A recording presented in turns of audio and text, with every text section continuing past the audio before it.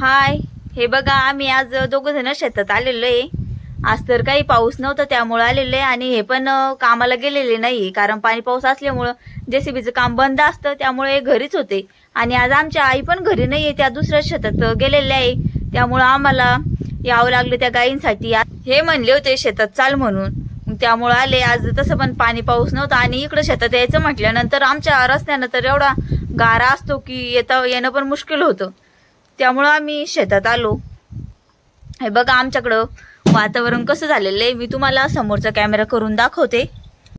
हे बघा हे किती आभाळ आलेलं आहे, इकडं पावसाची शक्यता आहे। हे बघा इथं आमच्या दोन छोट्या छोट्या वासरा बांधलेले आहे।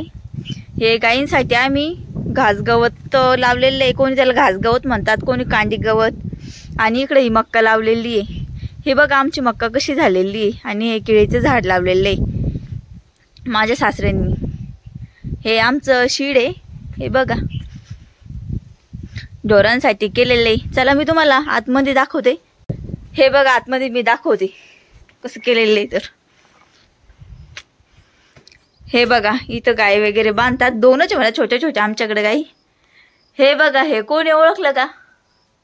कमेंटमध्ये कमेंट करून सांगा मला की हा कोणाचा फोटो असेल लहानपणी। तर हे बघा इकडं गायला खाण्यासाठी इथं भूस भरलेलं आहे,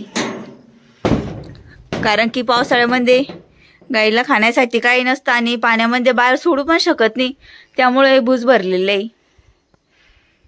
हे बघा तर असं आमचं शीड आहे।